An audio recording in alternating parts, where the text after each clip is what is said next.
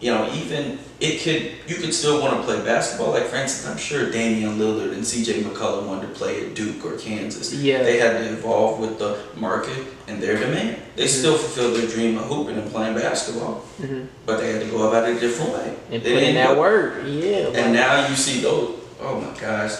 Like, they gonna make that AC, by the way. And you think so? Oh yeah. I mean, you already know my Lakers. You see the team you got in the. Yeah, the Lakers. They need. I don't know what they need. LeBron. Like, Clippers got too many weapons, but they need someone else that can handle the ball. I'm glad Rondo's coming back today, but because Deion Waiters and J.R. Smith. I like Deion. I like it too. I do too. But at the one. Like, it ain't, and JR, come on, they not smart enough to even but we ain't even gonna talk about that. They be tripping, bro. I hate watching them sometimes, bro. It be crazy, like. Yeah, you're right, though. You're right. Word. So after high school, you don't get the look from ULM that you want. So what other schools was looking at you like during your senior year and after? So we taking it back to 09. 09?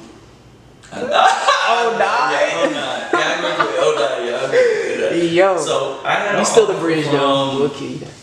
Carver College in Atlanta, and then I had other schools talking to me and whatever last minute. But my parents wanted me to go to summer school to get ahead. So I tried to make my decision sooner. So I didn't want to go to Carver, and I went to Mercer. So what I did is, okay. Back then they had these things which you call preferred walk-ons and stuff like that. So I went to Mercer. I went to go find the coach, ran him down in his office day after day after day after day. Said, hey, I just want a shot. I work out with the team every day, so that's what I started doing. Weights, the little pickups they were doing all through the summer. Like, they had the whole, because D1s, they do that thing year round. Yeah. And I went there, and I went throughout the whole summer working out and, getting better and better as you go. And when I came back from fall, the coach, didn't pick up my phone calls, my texts and all that. Mm-hmm. And I remember I caught him coming down the cafeteria steps one day. Caught you slipping. Yeah, you know what I mean? And he was with two other coaches. And it's like one of those looks where, hey, I know you've been avoided. Yeah, word. Like, and you know. Yeah. I know and I know you know. Yes. Like, yeah. So it was like one of those awkward moments. I was like, hey, I'm just seeing, I've been by your office, left a few messages, how's things going with the team? Is that walk-on spot still available? And at that point, I think I would have been 15th. Mm-hmm. 15th spot? Yeah, 15th player on the roster. Mm-hmm. He said, look, Jay, I apologize, I've been meaning to get to you. We replaced you with a few other guys. I said, oh, really? So there's no type of spots or anything on the team? He's like, nah, man, we had 19. So he went and got, 4 or 5 other walk-ons, but that's expected at that level. Like I said, the kids that go D1, walk-on or scholarship, like, it's a dog-eat-dog world everywhere, but when you're of that level, you're going to get replaced by the kids that are on that level the following year. Oh, yeah. You know what I mean? The 3 stars, the 4 stars, the 5 stars, obviously. So, that didn't work out. And at that point, I was... Really, yeah. Yeah, because I just put in so much work. A lot of people thought I was on the team just because I was always with the team throughout the summer. Mm-hmm. And then to put in all that work and it not happen. I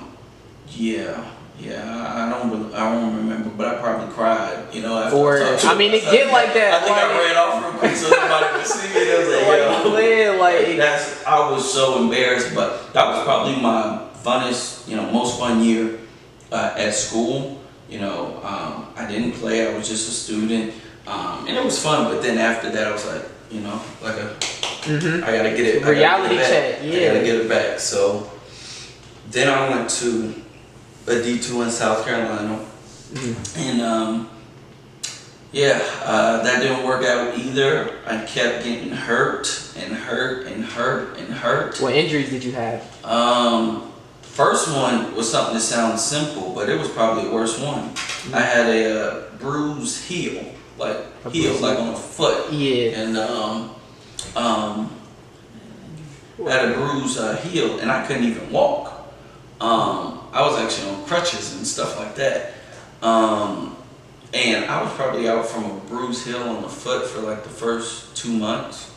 Of school or the basketball season? No, the basketball season. So probably a month before season. So, you know, going into all that. So that happened. And then after that, what was it? My meniscus, I think. Yeah. Was it on the same leg or? I don't remember because I tore it so many times. Because when I went to North Georgia the next year, tore it again and broke my foot. So it was just injury after injury after injury after injury. But that's why I was about to give up after that year, the D2 in South Carolina. But I was like, you know what? My mom, she told me, she said, Jarrett, pick a school in Georgia that you want to go to and go make the team.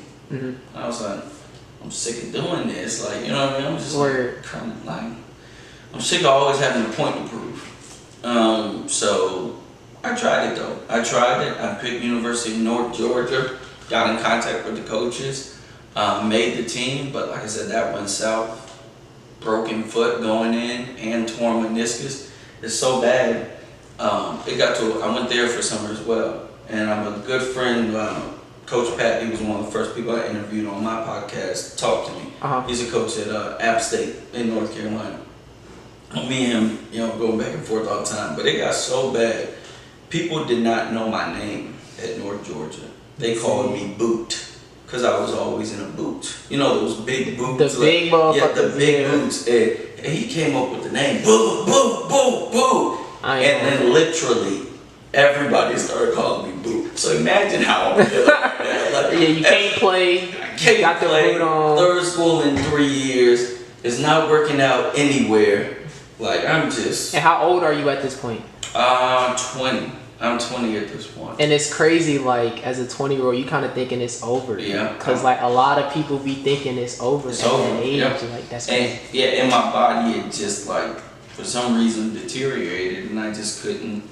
And then even after I got done, even after school, I think I've had, 2 or 3 more knee surgeries. So it's just like, that's when it hit me like, okay, I gotta find something else. So that year I think I got an internship with Microsoft, and that's when I started learning about, social media marketing, building websites, whatever stuff like that, because it was like evolving like with the market. Basketball may not be the market for me in terms of I got 1 more year and I basically ain't played. I keep getting hurt every dang year, so what am I gonna do? Yeah.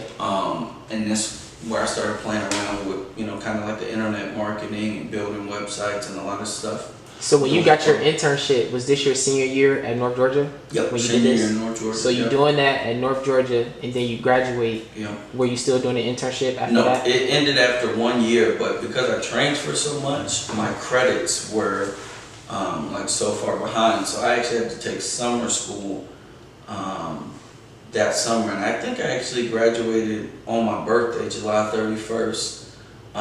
And I had to take, how summer classes work. I think I had to take 16 hours within the summer to graduate. And they're so, spec. What you think them 2 fingers and thumb for?